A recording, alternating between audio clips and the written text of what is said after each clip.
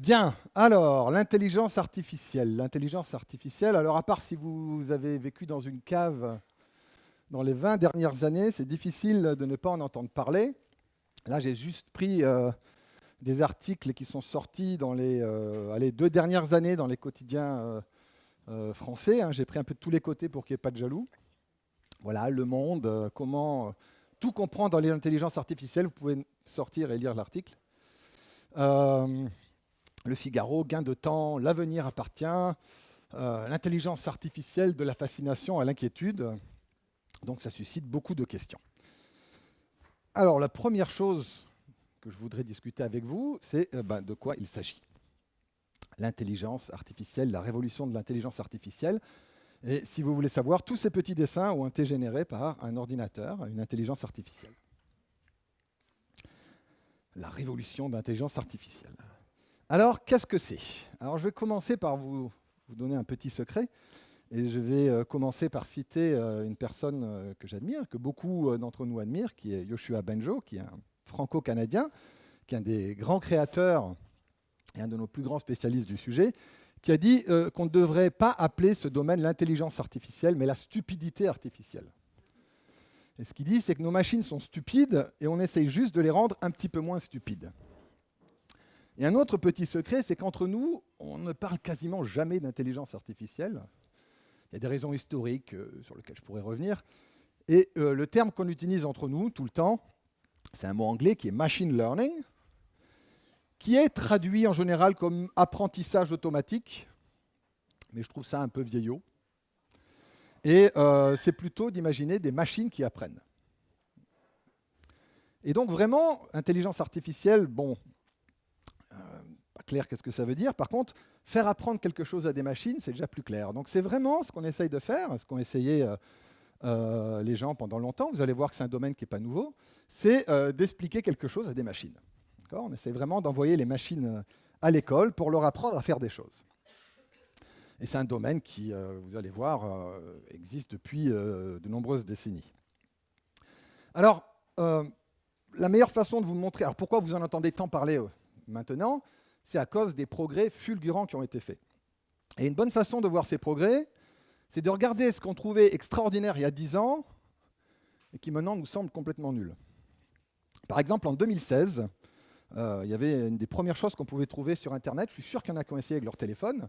On mettait une photo quelque part, vous avez une magnifique photo de Cargèse, et puis on demandait, fais-moi un tableau avec cette photo dans le style de votre peintre préféré, et puis ça donnait quelque chose comme ça, ce qui est pas mal. Ça, c'était une machine qui a dessiné ce tableau, et on trouvait ça extraordinaire. Alors autant vous dire que pour maintenant, c'est de la rigolade. Ça, c'est de la rigolade. Maintenant, on peut leur faire des choses incroyables. Par exemple, on peut juste écrire quelque chose et ça fait le dessin qu'on veut. Un nounours qui nage aux Jeux Olympiques en 400 mètres en papillon. Et la machine vous fait ça. Et on voit, il sort bien la tête, il a le bon mouvement. Un aigle chauve, le symbole des États-Unis, en chocolat, mangue et crème fouettée. C'est quand même assez incroyable. Et puis un chien, un corgi, sur un vélo en train de se balader à Times Square, à New York, avec des lunettes de soleil et un chapeau. Et puis on reconnaît un peu Times Square derrière. Et donc ça, c'est vraiment extraordinaire. Si je demande à n'importe quel d'entre vous d'essayer de dessiner quelque chose comme ça va prendre du temps, ça va être très dur, et puis ça ne va pas ressembler à... Là, on a vraiment l'impression que c'est une photo. D'accord ? C'est une intelligence artificielle qui a fait cette chose-là. Et aujourd'hui, on sait leur faire des dessins complètement incroyables. Ça, c'est tout ce qui est du dessin. Il y a aussi la génération de textes, leur faire écrire des textes. Et là aussi, les progrès sont extraordinaires. Là, c'est en anglais, excusez-moi, mais c'est pas parce que voilà, je suis particulièrement fasciné par l'anglais, c'est que déjà à l'époque, on était bien content de le faire en une seule langue. On demandait à la machine quel est le sens de la vie, the meaning of life. Et alors, c'est une question qui n'est pas facile, mais il pourrait au moins répondre quelque chose de grammaticalement correct, et ce n'est pas du tout le cas. Il dit « Le sens de la vie et la tradition de l'ancienne reproduction humaine, elle est moins favorable pour le bon garçon pour quand il enlève son plus gros. » Et ça n'a pas de sens. À bout de 3 mots, ça n'a plus de sens. Alors, qui n'a jamais entendu parler de ChatGPT? Voilà. Alors évidemment, s'il se demande à ChatGPT quel est le sens de la vie, alors, je ne sais pas si c'est très profond, mais voilà, en une seconde, il me dit quelque chose qui a un sens. La question du sens de la vie est une question complexe et profonde qui a été explorée par de nombreux philosophes, théologiens, scientifiques et penseurs à travers les âges, etc., etc. Donc on peut discuter si c'est profond ou pas, mais enfin, tout de suite, on a l'impression de parler à quelqu'un. Et là, il y a à peine 10 ans entre les deux. Alors, c'est un vrai problème pour nous, pour les enseignants, parce que maintenant, tous nos élèves se mettent à utiliser ChatGPT pour faire leur rédaction. Du coup, moi aussi, je n'allais pas m'embêter. J'ai demandé à ChatGPT de me faire le texte de ma conférence, donc écrit le texte de la conférence grand public sur le machine learning, je lui ai donné le résumé, et puis il m'écrit quelque chose de pas trop mal. Bonjour à tous et à toutes, bienvenue à cette conférence grand public sur le machine learning, et il explique voilà, quelque chose que j'aurais pu dire. Pas sûr que c'est ce qu'il y a de plus intéressant, mais tout de suite, c'est quelque chose qui a un sens. Alors je trouvais que ce n'était pas très drôle, donc je lui ai dit, écoute, est-ce que tu peux au moins commencer par une allusion à Cargèse et en Corse, et puis d'utiliser le mot canistrelle. Et puis, alors, il n'y a pas de problème. ChatGPT, contrairement à mes étudiants, est tout content de recommencer à zéro. Et puis, voilà, bonjour à tous et à toutes, et bienvenue à cette conférence grand public sur le machine learning, blablabla, et puis il finit. Et pour ajouter une petite touche locale, j'espère que cette conférence vous sera aussi agréable pour votre esprit qu'un délicieux canistrelle pour votre palais. Et puis, il continue. Il parle de Babylone et de la Grèce parce qu'il a vu vaguement que je devais en parler, donc c'est vraiment pas mal. Et puis, il y a encore plein d'autres choses. Vous avez sans doute entendu parler des voitures qui se conduisent tout seuls. Vous avez une vidéo de Tesla qui se conduit très bien. En tout cas, si vous n'êtes pas en Europe. En Europe, on n'a pas le droit d'utiliser complètement le système. Et la raison pour laquelle ces voitures peuvent faire ça, entre autres, c'est parce qu'on a résolu le problème d'expliquer à un ordinateur la vision. Donc en fait, vous voyez, ça c'est ce que voit la machine. Elle est capable de voir qu'il y a un panneau stop. Elle voit les routes, elle voit les autres voitures, elle voit les arbres, ce qui est plutôt intéressant pour les éviter. Et tout derrière là, vous avez ce genre de choses. Ça encore, c'est quelque chose qui était impensable il y a une dizaine d'années. Et bien d'autres choses. Alors si je commence à faire la liste de tout ce qu'on peut faire, on ne va plus en sortir. Vous avez la traduction automatique. Tout ça, aujourd'hui, c'est entièrement basé sur ces systèmes. Si vous vous baladez dans un pays où vous ne connaissez pas la langue, vous pouvez avoir votre téléphone et puis vous regardez le menu et vous voyez ici le menu écrit dans votre langue préférée. Ce qui était pour moi très pratique quand j'étais en Grèce l'année dernière. La médecine s'intéresse au sujet. On espère effectivement avoir des énormes progrès sur le sujet. L'intelligence artificielle est d'ores et déjà utilisée pour améliorer la détection du cancer du poumon, essayer de les détecter plus tôt pour pouvoir les traiter plus rapidement. On a un problème qui, pour nous, scientifiques, a été un vrai problème pour des décennies, qui s'appelle le problème du repliement de protéines, le protein folding, qui a été vraiment, peut-être pas résolu, mais il y a eu un bond en avant extraordinaire grâce aux ordinateurs et à l'intelligence artificielle. Et puis, pour faire une pub à mes amis de l'EPFL, il y a un travail récent absolument extraordinaire où l'EPFL s'est allié avec Google pour maîtriser la fusion nucléaire avec une aide de l'intelligence artificielle pour maîtriser le confinement dans les tokamaks. Donc c'est vraiment de partout. Il y a une explosion, tout le monde est très enthousiaste, pas tout le monde d'ailleurs, il y a peut-être aussi des gens qui trouvent que bon, il y a peut-être des dangers, et c'est vrai.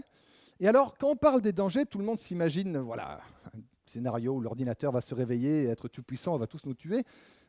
Moi, ça, j'y crois pas, en tout cas pas tout de suite.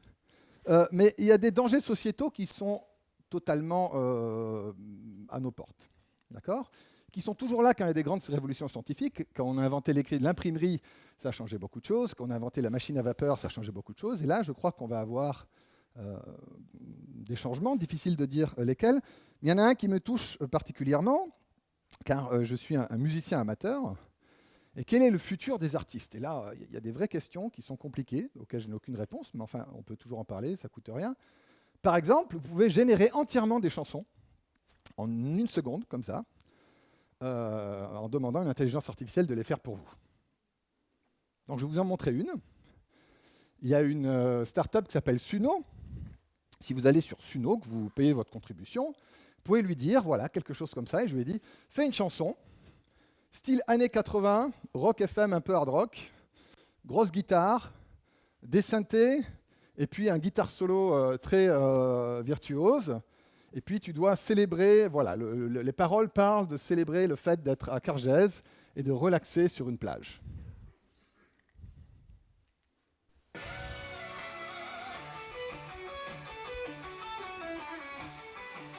Le guitare solo,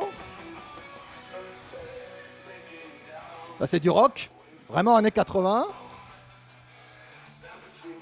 Tout ça a été généré, il n'y a aucune personne qui ne joue là.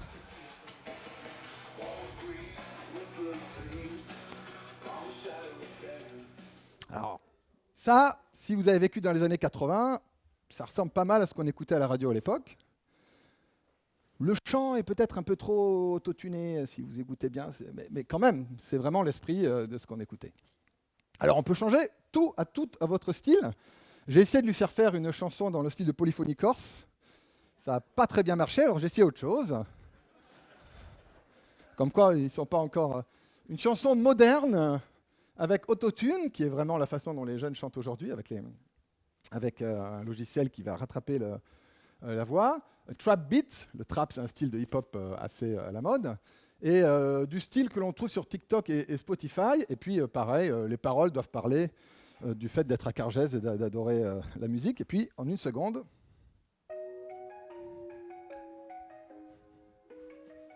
It's quite good.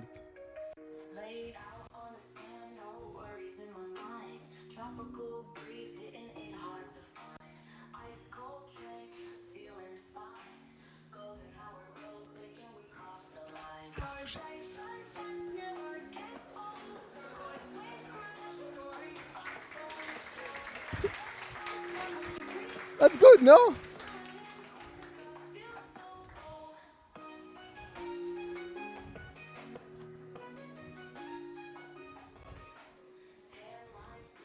Donc, c'est quand même pas mal.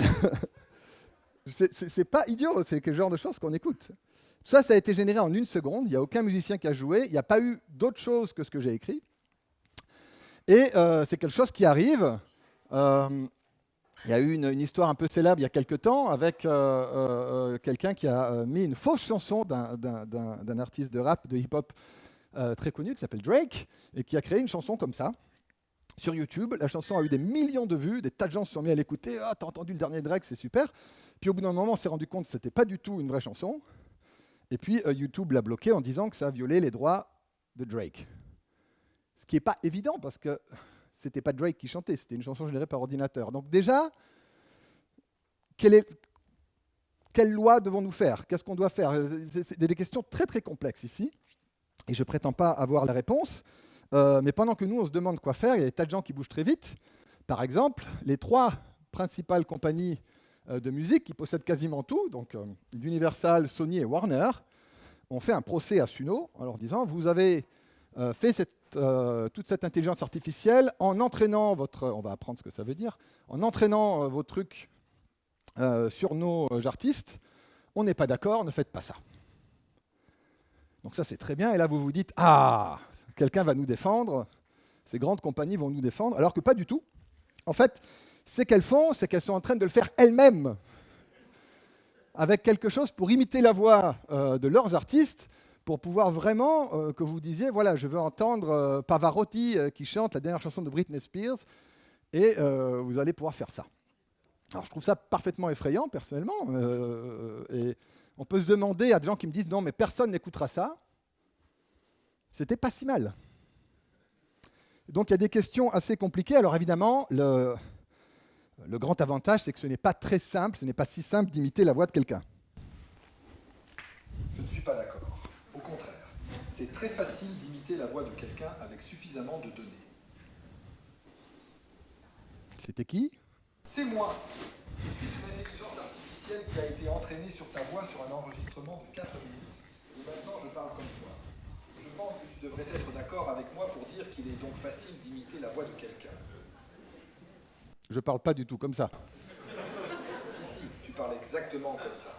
D'ailleurs, si tu veux, je peux finir la conférence.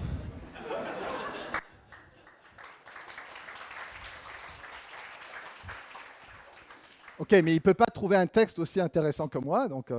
Bonjour à toutes et à tous, et bienvenue à cette conférence grand public sur le machine learning, ou apprentissage automatique en français. C'est un plaisir particulier de vous accueillir ici à Cargèse, en Corse, un lieu magnifique et chargé d'histoire.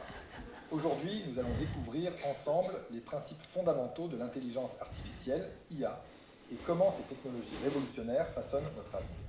Et pour ajouter une petite touche locale, j'espère que cette conférence sera aussi agréable pour votre esprit qu'un délicieux canistrelli pour votre palais.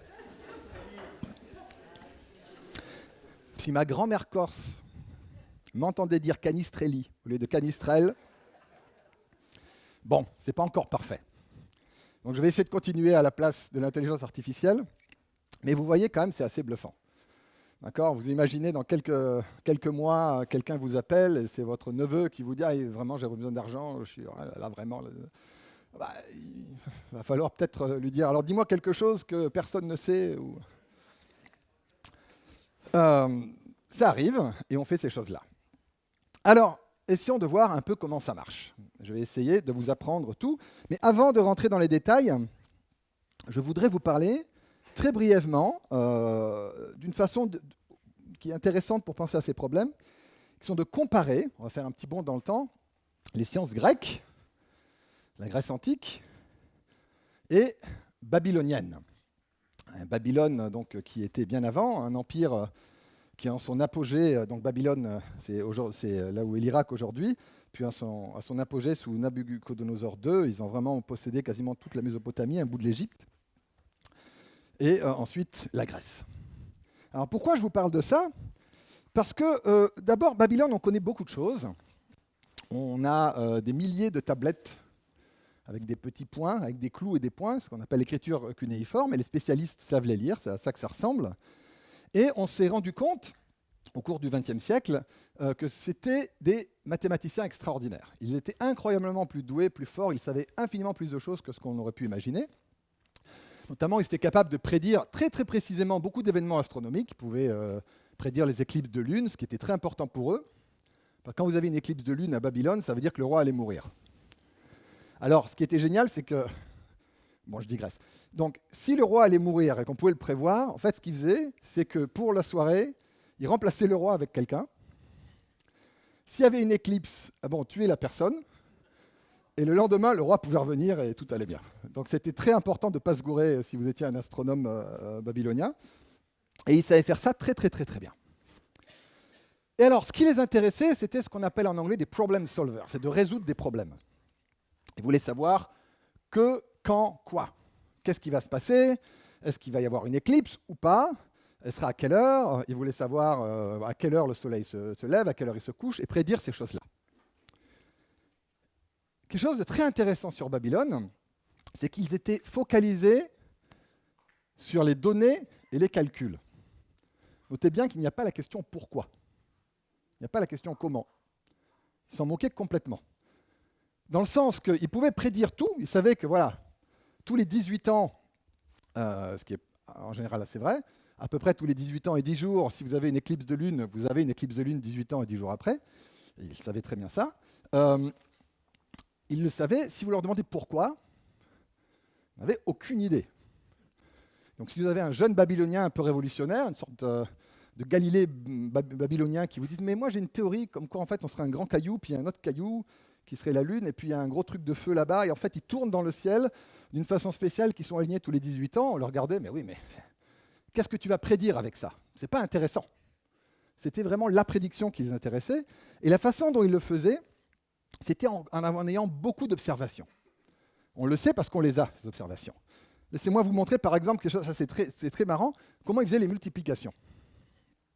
Faire une multiplication. C'est ce que je vais faire de plus dur.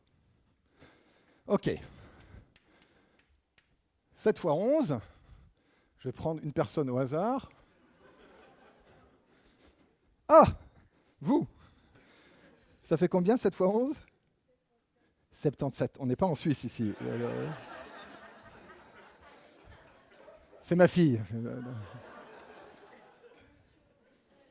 77. Donc, aujourd'hui, on sait faire ces calculs très bien. Alors, les Babyloniens, ils faisaient ça de façon infiniment plus compliquée. Et ils faisaient ça comme ça. Ils faisaient, alors 7, ils allaient regarder une énorme table, et ils savaient que 7 au carré, ça faisait... Ensuite, ils ajoutaient 11 au carré. Alors, regardez à la table, c'était 11. Vous êtes plus fort que les Babyloniens, ils ne savaient pas. Hein. Ils avaient des tables, on les a. Ils ont des tables de tous les carrés. OK, plus 121. 11 moins 7, ça fait 4. 4 au carré. Et donc ça nous fait...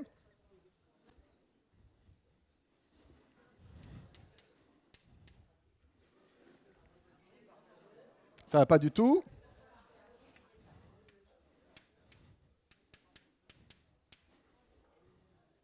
Donc ça paraît complètement dingue. Et on a des tas de tablettes où on les voit faire ça. Ils n'expliquent absolument pas pourquoi. Ça finit par c'est la procédure. Mais vous voyez la façon de penser. Ça, ils avaient des tables que l'on a, ils ont tous les carrés de 1 à 80, 90 pour faire des calculs beaucoup plus compliqués. Et ils savaient diviser par 2 très très bien parce qu'ils avaient aussi des tables. Donc voilà comment ils apprenaient. Et puis ce qui est intéressant, c'est qu'ils apprenaient les mathématiques en résolvant ces problèmes. On ne leur expliquait rien. Ils devaient apprendre à faire ce problème-là. On leur en donnait plein d'exemples. Ils devaient apprendre eux-mêmes, en regardant toutes ces tables, comment arriver à faire les multiplications. D'accord ? Donc c'est comme ça que faisaient nos amis babyloniens. Et puis au bout d'un moment, le mathématicien était bien entraîné pour faire des calculs. Les Grecs sont complètement différents. Les Grecs sont arrivés après, en tout cas la Grèce classique. Ils étaient aussi extraordinaires. Ils ont inventé quelque chose de fondamental, qui est l'idée de la preuve mathématique. Les Grecs, plutôt qu'avoir plein de choses qu'ils savent comme ça, ils avaient une façon de faire les choses en disant « Ok, on va partir avec les bases, on va supposer les axiomes. » On les a tous étudiés à l'école. Les éléments d'Euclide. Les éléments d'Euclide, c'est le livre le plus lu de l'histoire de l'humanité si on enlève les textes religieux. Donc là, quand même, voilà, bravo à la Grèce. Et la façon dont ils faisaient les choses, c'est non, on ne va pas faire n'importe quoi, on va essayer de partir des bases, puis on va construire des trucs plus compliqués, jusqu'à ce qu'on comprenne tout, et puis ensuite, on va appliquer. Donc plutôt que faire ça, un Grec aurait dit, bah, voyons, c'est pas ça. Ce qu'il faut faire, c'est une formule que vous avez tous appris à l'école, ce qu'on appelait les identités remarquables. On en a tous souffert. Vous vous rappelez de celle-là ? Pas du tout. D'accord ? Je vais inverser. Maintenant, je fais A. Ben non, en fait, c'est AB qui vaut 1 demi A carré plus B carré moins A moins B au carré. Et ça, c'est ce qu'on a fait là. D'accord ? Vous ne trouverez jamais ça chez les Babyloniens. Ils ne vont jamais l'expliquer comme ça. Ça va être un grec. En fait, ce n'est pas vraiment parce qu'ils n'avaient pas de formule comme ça. C'est quand même beaucoup plus tard. C'est notre façon moderne d'y penser. On se dit, OK, on sait ce que c'est une addition, on sait ce que c'est une soustraction. On va démontrer la formule. On va partir. Et une fois qu'on a bien compris la formule, on va l'appliquer. Donc, quelque part, on a une compréhension bien plus profonde quand on a la compréhension grecque. Et surtout, on peut répondre à la question pourquoi c'était vrai. Et c'est ça qui intéressait beaucoup les Grecs. Et l'avantage, c'est quand on répond à la question pourquoi, on peut faire des découvertes peut-être plus profondes. Donc les Grecs, au lieu de simplement observer la Lune, le Soleil et les étoiles, ils ont commencé à faire des modèles. Et ce sont les premiers qui se sont dit, pour que l'on sache, ce sont les premiers qui se sont dit, la Terre peut-être être au centre de l'univers. Alors après, on a un peu changé d'avis, mais enfin, c'est un modèle pas mal. Ils avaient un modèle intéressant, celui-là, qui vient d'Anaximandre de Milet, avec la Terre, vous avez les étoiles, la Lune, puis le Soleil. Alors, ils ne les avaient pas dans le bon ordre, mais ça marchait très bien. Il arrivait à prédire les choses à partir d'un modèle, pas simplement des nombres et on essaye de deviner. Alors, ça permet de faire des choses incroyables. Ici, vous avez ce qu'on appelle l'Antiquera, qui est un des premiers ordinateurs. Il était mécanique, mais ça leur permettait de calculer les éclipses incroyablement précisément. Et puis surtout, une fois qu'on a cette idée que, d'accord, il y a une Terre, peut-être qu'elle est ronde, et ainsi de suite, on peut faire des calculs et essayer de comprendre l'état de l'univers que l'on n'aurait pas pu faire si on était juste en train de prédire sans se poser de questions. Et notamment, ce modèle a permis un peu plus tard à Ératosthène de mesurer la courbure de la Terre. Il a effectivement trouvé que c'était bien 40 000 km à peu près. D'accord ? Donc les Grecs, finalement, c'est vraiment comme ça qu'on a fait de la science. Nous sommes les héritiers des Grecs de ce point de vue-là. Voilà, c'est comme ça qu'on fait de la science. Si vous faites de la physique, vous avez vraiment cette idée qu'il faut partir des lois fondamentales et puis on déduit tout. Eh bien, ce que je vais essayer de vous dire, parce que là, vous dites, bon, c'est très intéressant, mais c'est que l'intelligence artificielle n'est pas grecque. Elle est complètement babylonienne. On n'essaye pas du tout de comprendre quoi que ce soit, on va juste essayer de montrer à l'ordinateur plein d'exemples et espérer qu'il va comprendre quelque chose vaguement et d'être capable de faire quelque chose. S'il a compris un truc fondamental, ça ne nous intéresse pas. D'accord ? L'important, c'est qu'il sache faire les calculs. Donc, il faut imaginer ça, et c'est un changement radical. Et un des commentaires que je voudrais encore faire ici, c'est que quand on parlait d'intelligence artificielle, en fait, le domaine de l'intelligence artificielle, c'est des gens qui pensaient comme les Grecs au niveau des années 40, qui se sont dit, on va essayer de faire des modèles, on va essayer d'expliquer aux ordinateurs les choses de base, essayer pour que les ordinateurs deviennent de plus en plus intelligents. Et ça n'a jamais vraiment bien marché. Les gens qui faisaient le machine learning, donc l'apprentissage machine, la chose qui a marché, eux étaient vraiment babyloniens. Ils se disaient, on ne va rien expliquer du tout, on va juste balancer plein d'exemples et espérer que la machine comprenne. Donc cette différence de philosophie, elle est fondamentale. Et c'est ça qui permet le machine learning. Et qui, bon, ils ont eu, voilà, c'est la revanche des Babyloniens. Bien. Donc maintenant, on passe dans la partie technique. Comment ça marche ? Alors, est-ce que quelqu'un sait de quel film ça vient, ça ? Yeah ! On m'a dit qu'il n'y aura personne en dessous de 20 ans qui ne... Merci, du fond du cœur. Oui, ça vient de Terminator, où le Terminator dit qu'il marche avec un neural network. Alors, comment ça marche ? Alors, vous avez sans doute entendu parler du fait que ça marche avec quelque chose qu'on appelle des réseaux de neurones. Et dit comme ça, on a l'impression qu'on fait un cerveau artificiel, ce qui est un peu vrai, mais en fait non. D'accord ? En fait, il faut se dire que oui, d'accord, c'est un peu comme un cerveau artificiel, dans la même façon qu'un avion, c'est un oiseau artificiel. Alors, je suis d'accord, un avion a des ailes et il vole, mais la façon dont il vole est complètement différente. Les avions, ils ont une propulsion différente, ils n'ont pas de plumes. D'accord ? Alors, il y a une inspiration, évidemment, on sait à un moment, voilà, les gens réfléchissent, ah oui, les ailes, c'est probablement une bonne idée, mais c'est vraiment une inspiration. Et donc là, c'est pareil, il y a une inspiration qui vient des neurones que l'on a dans notre cerveau. Un neurone, ça ressemble à ça. Qu'est-ce que ça fait un neurone ? Un neurone, en fait, ça reçoit des impulsions électriques de la part d'autres endroits du cerveau, d'autres neurones d'ailleurs. Voilà. Il prend plein d'impulsions électriques, il va les multiplier avec des nombres, il va tous les ajouter, et ensuite, il va envoyer une impulsion électrique par là. Donc ça prend de l'information, ça la multiplie, ça ajoute, et puis ça l'envoie ailleurs. C'est tout ce qu'on a pris des neurones. Donc tout ce qu'on va faire, c'est prendre des nombres, les multiplier, les ajouter, et c'est tout. Donc oui, d'accord, il y a une inspiration, mais c'est quand même un peu vague, et des fois peut-être d'appeler ça un neurone artificiel, c'est un peu exagéré. Alors, comment ça marche ? Essayons de résoudre le problème suivant. Est-ce que c'est un chat ou un chien ?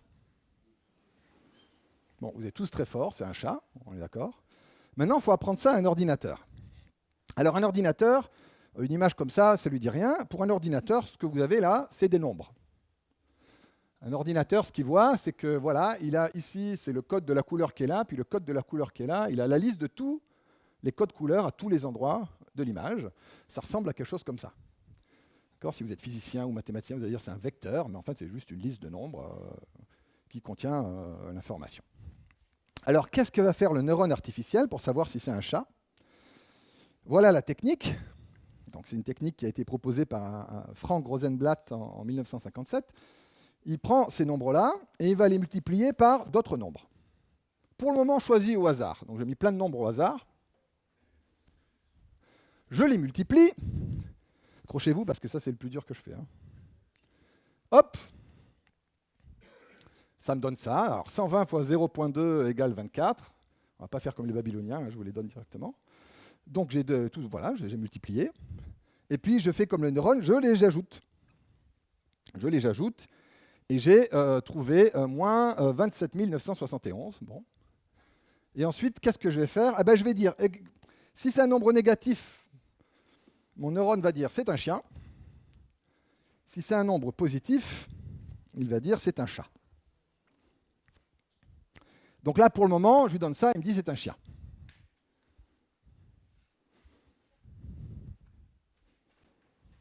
Ça ne fonctionne pas.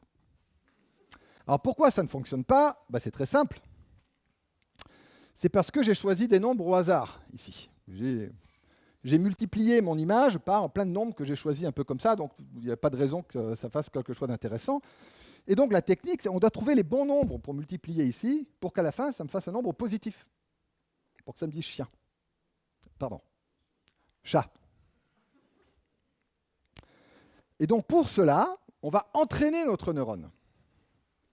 Comment on fait un entraînement? On va d'abord lui montrer, comme un bon babylonien, on va lui montrer plein d'images. Et on va lui dire, voilà, ça c'est un chat, ça c'est un chat, il faut que ton neurone y mise positif, ça c'est un chat, ça c'est un chien, chien, chien, chien, chien, chat, chat, chat, chat, chien, chien, chien, chien. Et essaye de changer les nombres un petit peu que tu as pour que ça me donne la bonne chose. Donc pareil, tout ça, ce n'est pas vraiment des images, on est d'accord? Chacun d'entre eux, c'est une liste de nombres, tout simplement. Je vais les présenter à mon neurone. Et alors là, je vous dis entièrement toute la vérité. Je veux dire, là, vous avez le cours. Il n'y a pas plus dans un cours de machine learning. Donc là, je monte celui-là. Et là, plus chat, très bien. Donc là, je ne change rien. Pour cette image-là, mon neurone, il est OK. Très bien. Je lui montre une autre image. Et là, il donne un nombre négatif, il me dit que c'est un chien. Mon neurone n'est pas bon. Je dois changer ces nombres un petit peu. Alors, on pourrait essayer de les changer au hasard en espérant que ça marche. Ça ne va pas être très efficace si on les change au hasard, donc on ne va pas faire ça. On va demander à des collègues dans le département de mathématiques si quelqu'un a déjà résolu le problème. Et il se trouve qu'il y a deux mathématiciens qui s'appellent Gauss et Newton qui ont proposé un algorithme que je ne vais pas vous décrire, mais qui est très simple, qui vous dit, voilà, si ce n'est pas le bon nombre, ce que vous allez devoir faire, c'est changer un tout petit peu. Alors, regardez les nombres là, regardez. Hop, je vais changer un peu comme ça. Vous voyez la différence? Voilà, les nombres positifs sont un peu plus grands, les nombres négatifs un peu plus grands aussi, mais négatifs. Donc, ce qui fait que... Alors, je suis passé de prédire moins 320 à moins 301. C'est toujours pas bon, mais c'est moins pire. Malheureusement, l'algorithme, il nous dit qu'il faut vraiment y aller doucement. Et donc, qu'est-ce que je vais faire? Je vais répéter ça sur toutes mes images. Tant que c'est bon, je ne change pas. Et dès que j'ai une erreur, je change un tout petit peu mes nombres et je vais dans la bonne direction. Et j'espère que ça va marcher. Alors, je monte des millions d'images à mon brave neurone. Je le fais travailler. Et puis à la fin, je lui dis, bon, là, il a bien travaillé, il a appris. Je lui montre le chat et il me dit...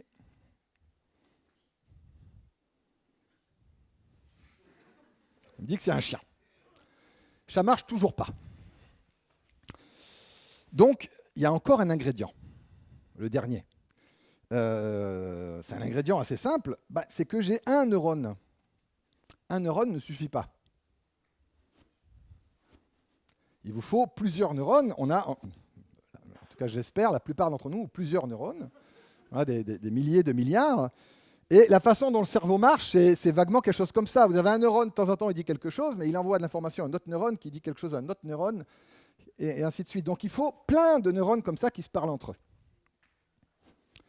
Très bien, on va essayer. Donc pour le moment, on avait quelque chose comme ça. J'avais mon image, les nombres de mon image, je les multipliais par quelque chose. Je vais faire ça plusieurs fois. D'accord? Donc je prends ces nombres, ça me donne ce nombre là-bas. Je vais mettre encore d'autres nombres, ça me donne encore un. Ici, donc là j'ai fait un deuxième neurone, d'accord? Tous ces gens-là multipliés par lui, ça me donne ça. Ces gens-là avec lui, ça me donne ça. Je vais faire ça plein de fois. Puis je vais faire quelque chose de très malin. Sans ça, ça ne marche pas. C'est un truc que les gens ont découvert. Si j'ai un nombre négatif, je mets un 0 à la place. Je ne vais pas vous expliquer pourquoi, mais c'est fondamental, sinon ça ne marche jamais. D'accord? Donc, je fais plein de neurones, et puis ça me donne plein de nombres. Donc, comme moi j'aime bien, quand j'ai plein de nombres, de rajouter encore des neurones, je vais rajouter encore des neurones, une deuxième couche derrière, qui vont prendre tous mes nouveaux nombres, multiplier par encore plein de nombres, et me donner encore des nombres. Et je vais répéter ça, c'est ce qu'on appelle un réseau de neurones artificiels. Et puis je vais répéter ça avec plein de neurones, avec plein de couches, je vais faire ça plein de fois. Au bout d'un moment, j'ai plus envie d'écrire les nombres, ça va ressembler à quelque chose comme ça. D'accord? Là, au lieu de mettre des nombres, j'ai mis en bleu et en rouge, histoire de représenter. Mais il faut s'imaginer que j'ai pris tout le monde là, Je les ai multipliés, ça m'a donné celui-là. J'ai pris tout celui-là, ça m'a donné celui-là. Et puis après, j'ai pris tout cela, et ainsi de suite, ainsi de suite. Puis j'en ai mis vraiment des millions et des millions et des millions. Même aujourd'hui, on a des réseaux de neurones avec des milliards de paramètres. Ils deviennent énormes. Et tout ça, ce sont des nombres que je dois trouver en écoutant Newton et Gauss pour que, sur les images que je lui ai dit aux données au départ, il ait les bons résultats. Alors, je lui présente des images, et puis je regarde si, au bout d'un certain temps, il commence à identifier bien les images d'entraînement. Et puis, à force de changer un tout petit peu tous ces nombres par-ci, par-là, au bout d'un moment, il y arrive. Là, vous voyez, c'est l'erreur, le nombre d'erreurs qu'il fait. Il part d'un grand nombre, et puis ça décroît. Au bout d'un moment, il a à peu près réussi à me dire ça c'est un chien, ça c'est un chat, ça c'est un chien, ça c'est un chat. J'ai dû lui montrer des millions et des millions d'images. Soit dit en passant, on voit que c'est quand même pas très efficace. Moi, ma fille, elle avait vu la première fois un chien, la deuxième fois, elle m'a fait wawa. Donc elle avait 2 chiens, c'était les wawa et les mia-mia. Donc les réseaux de neurones, ils sont pas aussi forts. Mais maintenant, je lui montre le chat et il me dit chat. Tada! C'est tout. C'est littéralement tout ce qu'on fait. C'est vraiment, voilà, c'est aussi bête que ça. C'est absolument horrible. Alors évidemment, c'est très babylonien. Hein, c'est pas qu'on a compris quoi que ce soit sur la nature du chat. Mais après, on a un ordinateur, on a un algorithme qui est capable de voir une image de chat et vous dire c'est un chat. Ça a été quelque chose pour laquelle des gens ont eu le plus grand prix des mathématiques, de l'informatique théorique. Et c'est comme ça que ça marche enfin. Alors là, vous allez me dire, oui, mais là, c'est pour voir des chats et des chiens. Avant, je vous ai montré des textes. En fait, c'est pareil. Vraiment, c'est vraiment la même chose. Comment on fait pour des textes ? En fait, on fait la même chose, sauf qu'au lieu de dire j'ai des nombres pour chaque pixel de l'image, j'ai des nombres pour chaque mot. Et donc, on va apprendre à un réseau de neurones à compléter les phrases. Donc, on va lui dire, par exemple, quand tu vois les sanglots longs des violons de l'automne blessent mon cœur d'une langueur, il va falloir que tu trouves les bons nombres ici pour que tu me dises... Voilà, vous êtes vraiment plus fort qu'un réseau de neurones. Et je lui montre plein de phrases, toutes les phrases que je peux avoir sur Internet. On n'apprend pas aux vieux singes à faire des... Vous êtes super fort. Les sirènes du port d'Alexandrie chantent encore la même... Voilà. Alors une fois qu'il a appris à faire ça, comment je vais générer du texte ? Je vais faire comme ça. Je vais lui dire « Comment vas-tu » Il va me répondre « Je ». Alors je vais lui demander « Comment vas-tu, je ?» Et il me répond « Vais ». Bon, alors comment vas-tu, je vais ? Et il me dit « Bien ». C'est vraiment comme ça que marche ChatGPT. D'accord ? On lui donne et il prédit un nouveau mot, on le remet, et puis il prédit les mots un à un. D'accord ? Ce qu'on appelle Next Token Prediction. Et ça a l'air complètement idiot, mais il se trouve que ça marche incroyablement bien, et c'est vraiment pas plus que ça qui est derrière ces choses-là. Laissez-moi vous montrer une dernière astuce. Comment on fait des images ? On a la chance d'avoir plusieurs des spécialistes ici. Je vais essayer de ne pas faire de bêtises. Eh bien, on va faire quelque chose de très similaire, sauf qu'on ne va pas lui demander de prédire des nouveaux mots, on va lui demander de nettoyer des images. Par exemple, ici, j'ai une fleur qui est un petit peu bruitée. Et donc, je vais lui dire, trouve les bons coefficients pour que ça fasse une jolie fleur, la même fleur en plus jolie. Soit dit en passant, c'est le genre de logiciel qui ensuite est utilisé pour débruiter vos photos. On a des trucs comme ça qui permettent d'enlever le flou et ainsi de suite. Et je lui fais ça avec plein de fleurs. Et au bout d'un moment, il a appris à transformer une fleur avec du bruit en une jolie fleur. Bien, maintenant, comment je vais lui dire, maintenant fais-moi une nouvelle image de fleur que tu n'as jamais vue. Je vais lui dire, écoute, prends ça et trouve-moi une fleur. Alors là, évidemment, c'est que du bruit, c'est n'importe quoi. Mais il a tellement appris à générer des fleurs qu'il va essayer de faire son mieux. Alors, au début, il va me donner ça. Pas très beau, mais je vais faire ça plusieurs fois. Je vais lui donner ce truc moche, et je lui dis non, mais vas-y. Et là, ça devient pas mal. Et puis au bout d'un moment, ça me fait une jolie fleur. Donc j'ai tellement entraîné à nettoyer des images de fleurs que quand je lui donne un bruit, complètement bruit, il va générer quelque chose qui ressemble à une fleur. Ce qu'on appelle la génération d'images par diffusion, ou si vous préférez, ça va être du nettoyage successif. Et ça marche très bien. Voilà, par exemple, ce que vous pouvez faire. Vous partez plein de bruit, ça vous fait des tas de fleurs, toutes plus jolies les unes que les autres. Et c'est ce genre de techniques qui sont utilisées pour générer des nouvelles images. Et en fait, ça va être la même chose pour les chansons et pour le chant. Donc là, vous êtes peut-être un peu déçus parce que quand même, c'est vraiment... voilà, en gros, on a un machin et puis on change un peu les nombres un peu partout jusqu'à ce que ça marchouille. Et il n'y a vraiment que ça. Et c'est vrai. Voilà. On est tous très déçus. On aimerait que ce soit plus intelligent, mais c'est comme ça. Alors, si c'est si simple, et si finalement c'est pas nouveau, pourquoi ça ne marche que maintenant? C'est la dernière partie de cet exposé. C'est quelque chose qui a été commencé, donc un des grands pionniers, c'est Frank Rosenblatt en 1957, qui a proposé un peu ces idées-là. Et à l'époque, ça avait fait du bruit. Il est même passé dans le New York Times. Et dans le New York Times est très enthousiaste. Voilà, le Navy, parce que c'était la Navy américaine qui finançait ses recherches, a montré qu'on avait un embryon d'un ordinateur électronique qui va bientôt être capable de marcher, parler, écrire, se reproduire lui-même et être conscient de son existence. Donc ça n'a pas marché tout de suite. Ça marche, j'ai envie de dire, c'est toujours pas vrai aujourd'hui d'ailleurs. Mais finalement, ces idées sont celles que tout le monde utilise aujourd'hui. Alors, pourquoi ça ne marche que maintenant? Pour 3 raisons que je vais vous exposer une par une. La première raison, c'est la puissance de calcul. On a une puissance de calcul complètement folle aujourd'hui. Nous avons des ordinateurs complètement dingues. Votre téléphone est 120 millions de fois plus puissant que les ordinateurs qui ont été utilisés par la NASA pour envoyer les gens sur la Lune. Ici, vous avez Linda Hamilton, qui était la programmatrice en chef de la NASA. C'est elle qui a écrit le code pour envoyer les gens sur la Lune.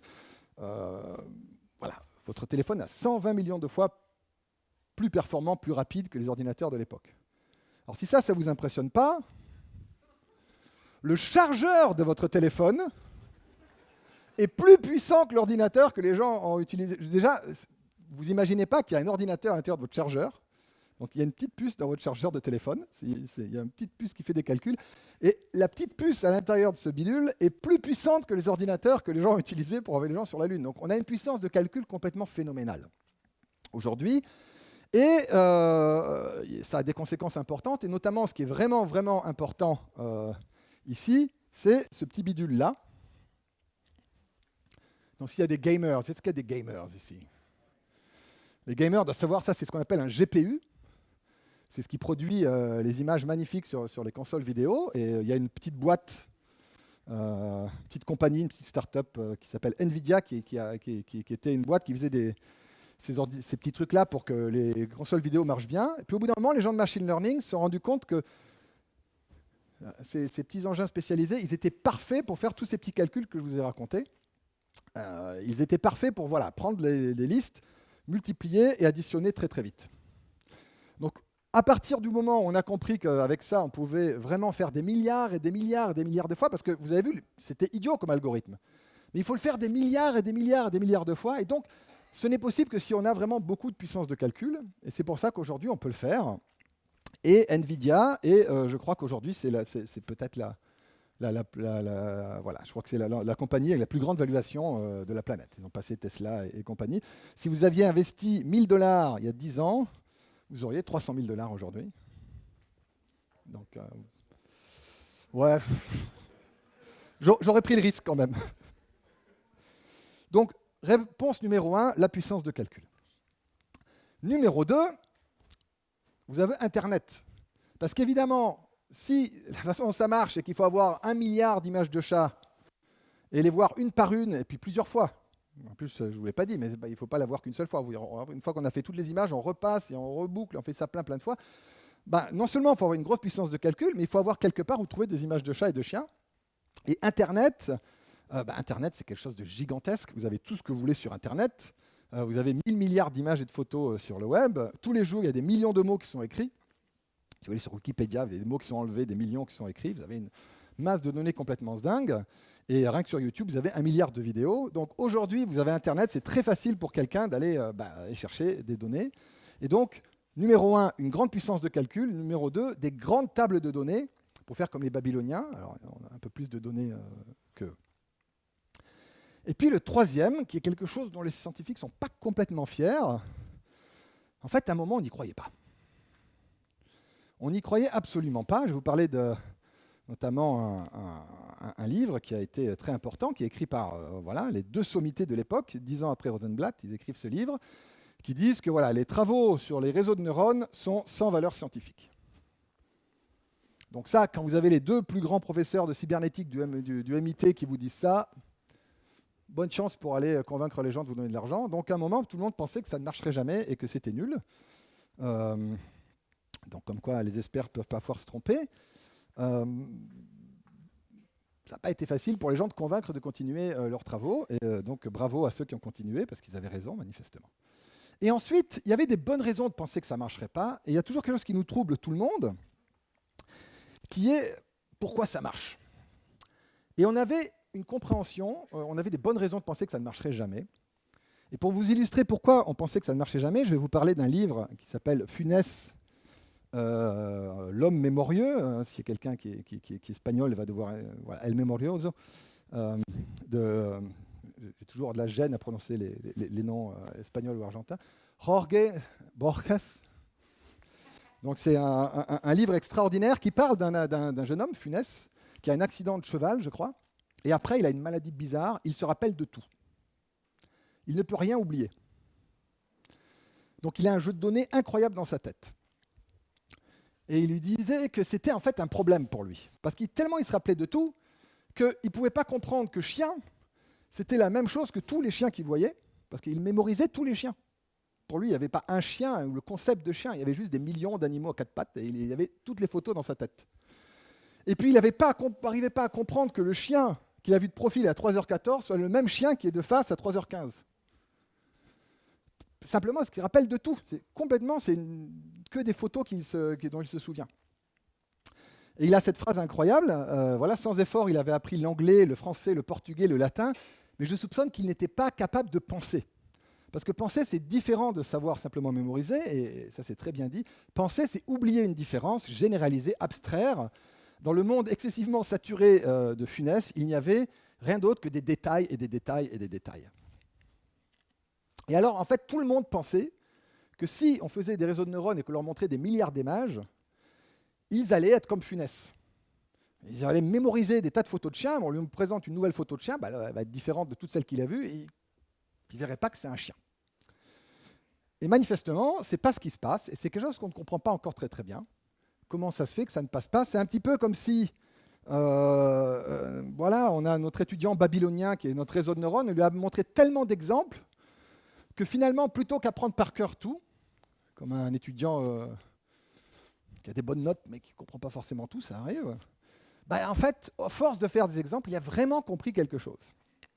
Il est devenu un peu grec. Vous voyez que j'ai les couleurs grecques aujourd'hui. Et c'est quelque chose sur lequel on travaille, c'est une des questions sur lesquelles on travaille. Alors je vais juste avoir quelques mots pour finir.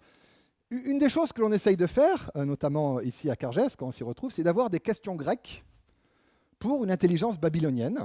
Et c'est parfaitement adapté à Cargès, qui est quand même la plus grecque des cités corses. Et on essaie de savoir pourquoi fonctionnent-ils si bien. Quelles sont leurs limites? Quand et pourquoi ces systèmes ne fonctionnent pas? C'est bien quand ils fonctionnent, mais quand ils ne fonctionnent pas, vous devez savoir à l'avance. Parce que si vous avez un avion qui est piloté par... Voilà. Quand pouvons-nous donner des garanties? Et ça, c'est des questions auxquelles, pour le moment, nous n'avons pas encore de réponse. Et puisque j'ai commencé par dire des trucs formidables que ces machines peuvent faire, je vais vous montrer des trucs où ils ne sont vraiment pas... Par exemple, là, je lui ai demandé qu'est-ce qui est plus lourd, 10 kg de fer ou 10 kg de coton? Et il me dit, 10 kg de fer, c'est plus lourd que 10 kg de coton, évidemment. Donc ça, quand même, il est... Mais ça peut être pire. Entre 13.11 et 13.8, qui est le plus grand? 13.11. Parce qu'il se dit, bah oui, 11, c'est plus grand que 8. Ça, c'est ChatGPT, hein, c'est le truc à 50 milliards, le machin, où vous avez les journaux qui vont dire qu'ils vont être tellement intelligents qu'ils vont prendre possession de la planète. Je veux dire, faut quand même... je vais vous montrer une vidéo assez intéressante. On a demandé à ces générateurs d'images, on lui a donné des millions de vidéos de gens qui font de la gymnastique artistique, et on lui dit, génère des nouvelles vidéos de gymnastique artistique. Donc ça, c'est le début, ça a l'air pas mal. Après, ça ressemble à ça.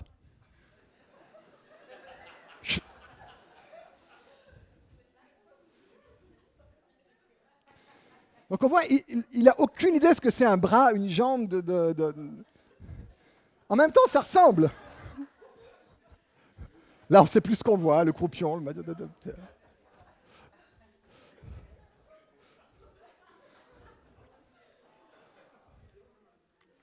Wouh!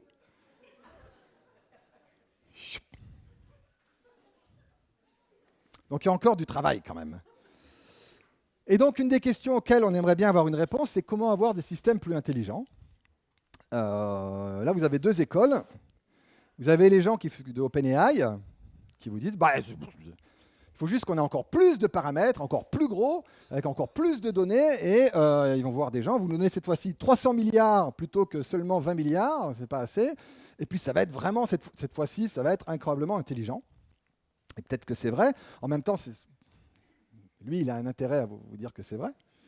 Il y a d'autres gens qui ne sont pas du tout d'accord, notamment notre estimé collègue Yann Lequin, qui était ici il y a quelques années, qui a dû faire...